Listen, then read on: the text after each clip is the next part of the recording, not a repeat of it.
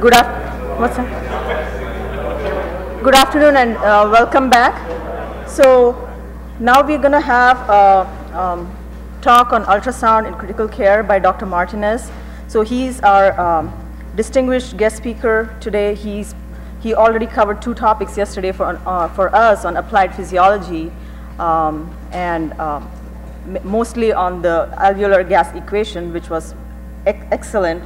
And so a little bit about him, again, for those who were not there yesterday, just a brief intro.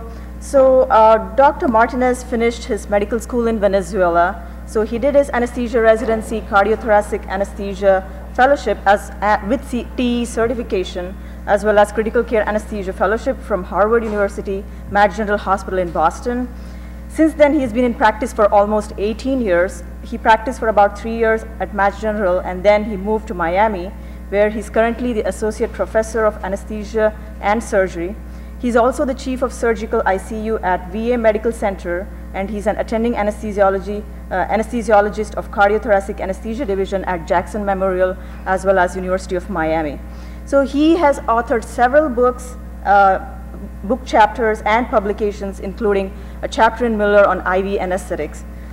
He also has authored several book chapters in anesthesia procedure and TE books, and he has done tremendous research in animal and human physiology. So he's also been an invited guest speaker at various international and national meetings, including, but are not limited to, ASA, IARS, Society of Critical Care Anesthesia, as well as Society of Cardiac Anesthesia. At all these meetings, he has conducted various workshops on ultrasound and TEE. So he's also a reviewer for Critical Care Board Anesthesia. So, but last but not the least, he's a recipient of several honors and awards, including Best Teacher Award at both Harvard University as well as University of Miami. So please welcome him again, and we'll listen to his great lecture. Thank you. Thank you, Shilpa, for the kind words. Again, it's my pleasure to be here. Let me see if I can do this from a distance. So the objective today is to discuss ultrasound for the general anesthesiologist. And we're going to be talking basically on surface echo. Again, this is a paradigm that is shifting. I think we are going to get more comfortable. As it is right now, anesthesiologists are doing a lot of ultrasound-guided procedures. Other lines are being placed by ultrasound nowadays, for the most part, the same as blocks. And I think we're going to basically see more of that transition into cardiac and lung assessment. So the way this is going to be, and I'm going to give you a set of objectives on how we're going to do this for the next couple of hours. So again, we're going to review the use of the ultrasound in the OR and the ICU. I'm going to show you what are the standard views following predetermined protocols that are established. And the whole idea is for you to get very basic information. The information that you're going to get from the ultrasound is going to be as simple as, is my patient full or empty? Is my heart contracting or not contracting? Do I have major pathology that I need to address? And we're talking pattern recognition more than anything else. And we're going to go through all of these things through the series of lectures. So again, we're going to have an introductory lecture and the basic views.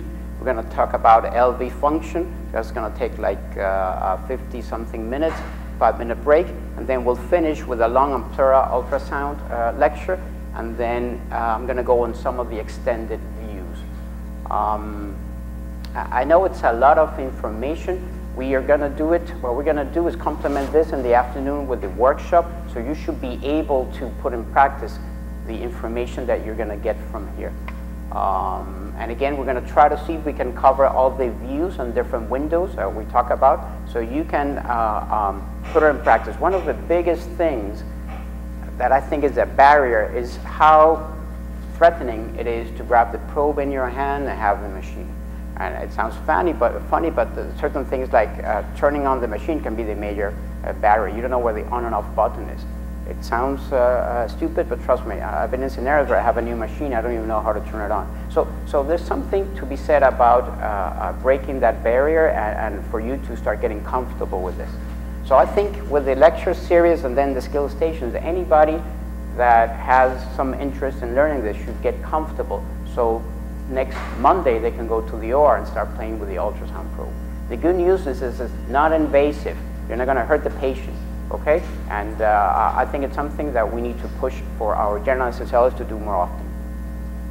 So ultrasound machines have been with us since the 50s. This is an extension of sonar technology that basically has become smaller, and it became available for clinical practice like in the 80s when we had finally TE probes. The issue with having TE probes basically committed the usage of this technology to the cardiac anesthesiologists, and that created kind of a barrier in the sense that people felt that they have to have this sophisticated training to do ultrasound, and I think it delayed the expansion of ultrasound to the general practitioner. Now, because the technology is better, the quality of the images is much better, the units are much more smaller. You're going to see this afternoon units that can fit in the palm of your hand. We're getting now vascular access. I would say that most of my procedures nowadays is ultrasound guided. And again, blogs are basically done in most places using ultrasound guidance as well. So anesthesiologists have been playing with this for a while. The residents are actually very comfortable dealing with ultrasound nowadays. And this is going to be like a pyramid where, as I said before, the paradigm is shifting. The top of the pyramid is the specialist, the person who is training the other individuals. That requires a lot of work and training. But at the bottom of the pyramid, we have what we call the ultrasound-assisted examination. This is the medical student that is going to start using ultrasound as soon as he enters med school. So when he examines the patient, besides doing the usual clinical maneuvers they're going to do, they're going to be doing ultrasound. They're going to have the ultrasound machine in their pocket. So I think it's going to be, we're going to be somewhere in between, where a general practitioner can obtain a lot of information and guide their practice based on what they see in a comfortable manner. There are many protocols that have been published in terms of how to do this. All of them have their own merits. We're going to concentrate on what we call the FATE exam that combines heart and lung windows. Okay, and there are many others that you probably have heard in the past. So what is it that ultrasound can do for us? It definitely is going to improve diagnosis, okay? It's going to change the decision making, and I'm going to show you some data on that. I think the key factor that we have right now is to assess whether this technology is going to change outcomes. And we don't know that for sure now. I haven't seen any big study proving this to us. But in my opinion, it's logical that if you make the right diagnosis and you're aiming your therapy to correct the problem, I'm almost certain you will eventually be able to prove outcome benefits. In TE, it's very clear that we do change what we do based on the images, and there's ample data showing that in a significant percentage of cases, we change what we do based on that. 5% in the OR, and if the patient is stable, can go as high as 21%. In the ICU, our management can be significantly changed, just by 40%, just based on the echo images. This is TEE. Surface echo, TTE, again, it's one of the things that we're trying to push forward. And it's been shown, there are some studies showing very interesting stuff in the sense that a junior practitioner that is being trained in ultrasound can make a diagnosis as good as a specialist, a cardiologist. And this is very impressive. And we're talking just a few hours of training. We're not talking years of training. We're talking that a 12-hour course should be enough to have enough expertise to rule out major pathology. So this is very interesting that we can, with a limited amount of training, have such an impact on the diagnosis of pathology. So again, I think that the paradigm is shifting. We're going to do goal-directed echoes more than the standard full echo that is done by the specialist. I think it's going to be key that we understand that we're looking at pattern recognition, and the more you do, the more you see, the better you get. And there's always a question, can we miss something important? That's always a scary thing, you know? And people think about liability as well. Am I liable if I miss a diagnosis because I'm using this machine and I've been using it just for 3 months? I would pose the opposite question in the sense that if you're missing something because you don't use ultrasound, you're going to be liable. Okay? So I don't think the data does suggest that this increases your liability. The other way around, it may help you. So like nowadays you would feel very uncomfortable. I don't know about you, but I feel uncomfortable doing my lines with that ultrasound. And I'm telling you, I have thousands of lines under my belt that I did with that ultrasound. So if you ask me if I can do a line with that ultrasound, I say, of course. But after doing it for now many years with ultrasound guidance, I can tell you how many times I've avoided a complication by having ultrasound guidance. When my wire goes into, or usually the resident who's putting the wire, so I always, they put the line. So you can actually pick up when the wire goes into the wrong spot. I've seen wires going through the IJ getting into the carotid, and before you even dilate, you pick it up by doing ultrasound. I've seen wires going in the IJ going into the right subclavian vein. So you'll never be able to float a swan if the introducer is shifted to that side. So you can pick up this stuff very easily by using ultrasound. And the more I do, the more I pick up these things, the more it convinces myself that this technology is very, very important. I can tell you we've done probably like 1,200 lines in my institution over the past 5 years without one complication. And it's because we're using a very strict pattern of checking the line placement. It's not just poking the vessel and getting in. We follow the trajectory of the wire, and trust me, when you do that, you know where you are. You can see this wire going into the SVC, and the chances of you producing damage are minimized in a significant fashion. So this is the FATE exam, focus assessed transthoracic echocardiogram. These are the windows with the views that we're going to be talking today. And again, it's going to become, we're going to repeat this over and over again so you become comfortable. We're going to have what's called subcostal view, an apical view, a parasternal view, and the pleural/lung view. Those are the four major points of interest that we're going to be using, and these are the images you're going to be getting, okay? And the pathology should be very easy to recognize. And again, this is an example. This comes in I'm going to give you the reference there. The pathology should be very easy to recognize. Like when you have a bunch of fluid around the heart, you know there's an effusion. This can be tamponade. If you see the right-sided cavities ballooning like this, you have right-sided failure, or something is happening. So again, you see a ventricle like this, very hypertrophic, you have severe LVH, and you have a relatively empty heart. Again, the things are easy to recognize. We're not talking very fancy diagnosis, but it's pattern recognition, and these are the things you should be able to pick up by using this type of exam. We're going to be talking at the end of this series of lectures of some of the extended views, which are part of the exam. Again, they complement what you do, and they're very easy to obtain. You just have to basically tilt your probe a little bit more from the basic views. So we're going to go through all those as well.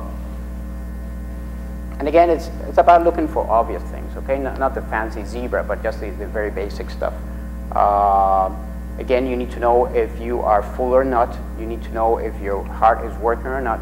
And we're going to introduce you to some of the pathology in the lung that you can pick up very quickly using ultrasound. And again, all this information has to be done in the clinical context, okay? This information means nothing if you're not correlating the information you see in the echo with what's happening with the patient. That's actually very, very powerful, and that applies to most imaging studies. So again, you can get your FATE smart card in your phone. If you want, just Google it, by putting FATE-card, and you'll get it. You have it on your phone, so if you want to.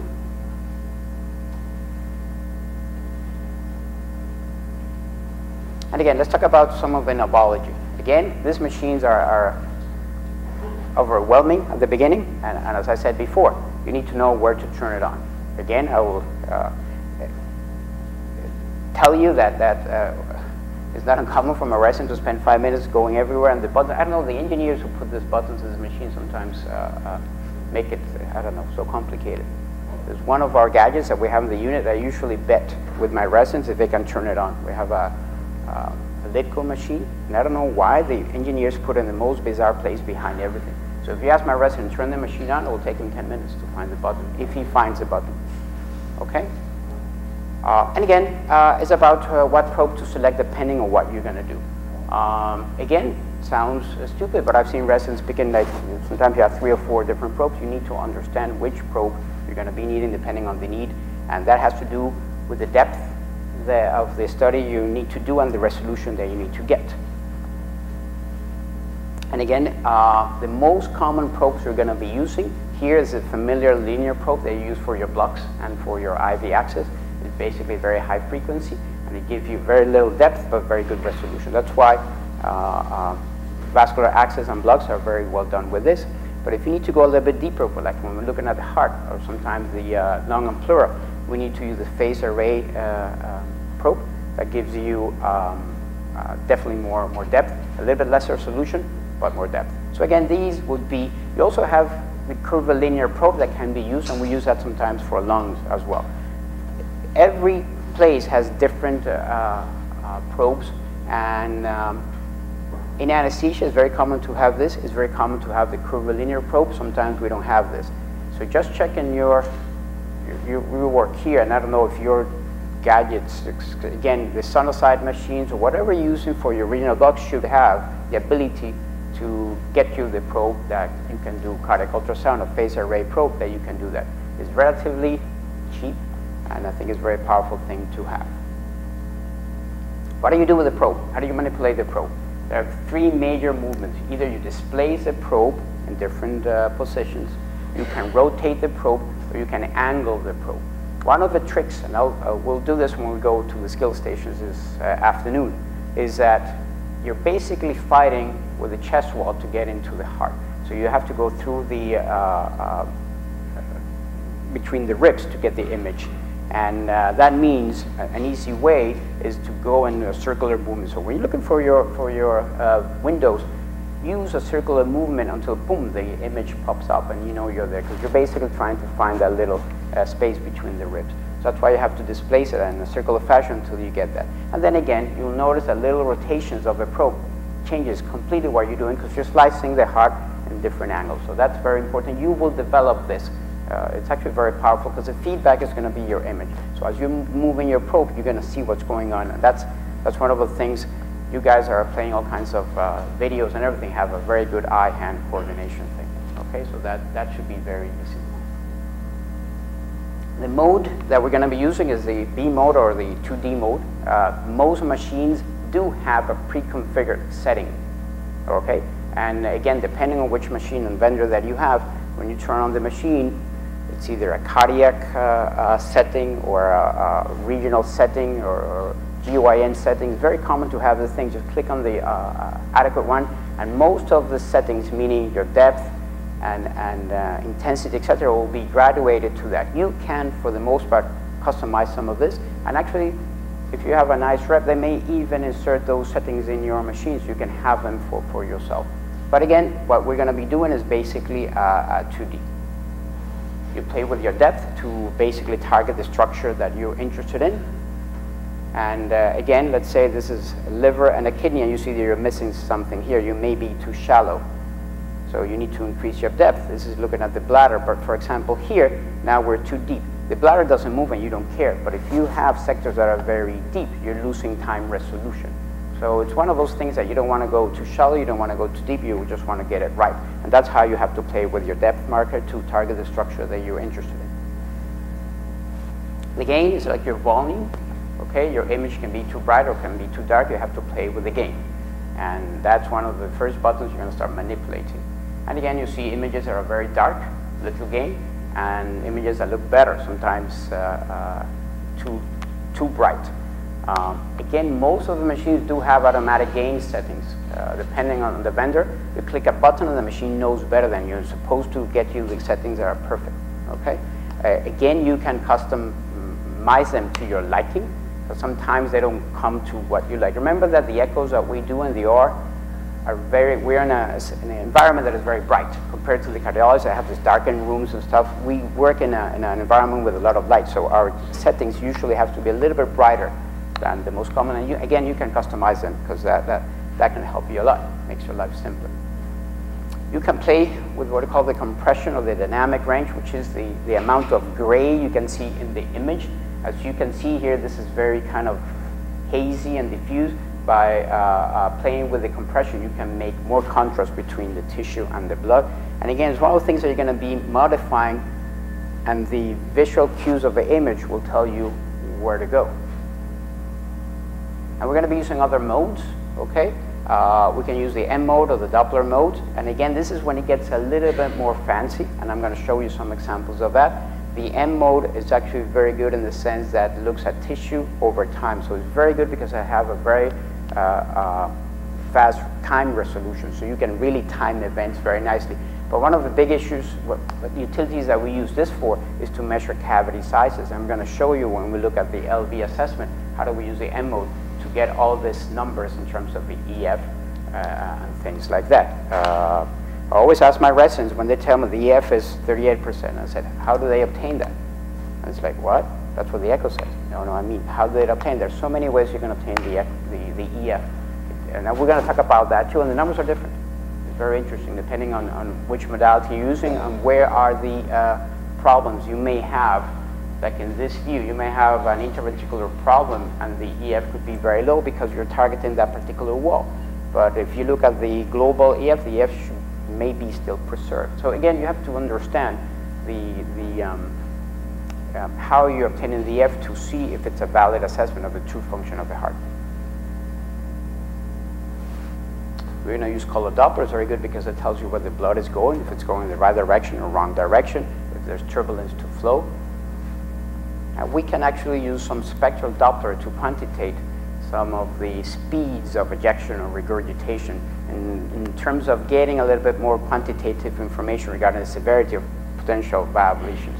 Again, these are things that initially they look daunting and like overwhelming, but as soon as you start playing with the things, it becomes second nature to you guys.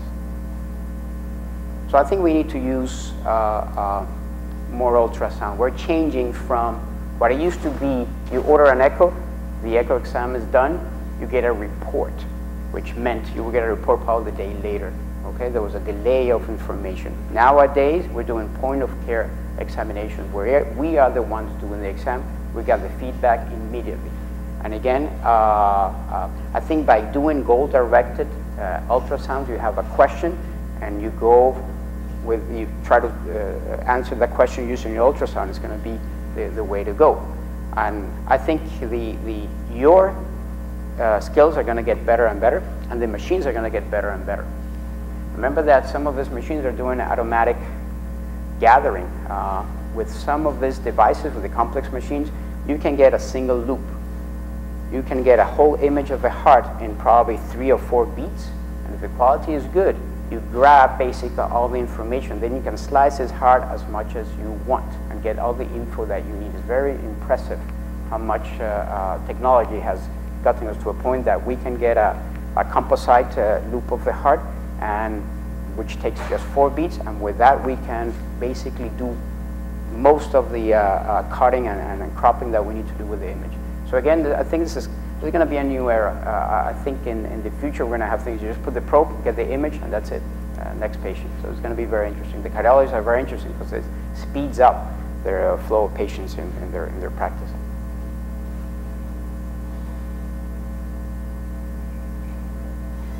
So again, just get prepared because I think we're going to see more of this.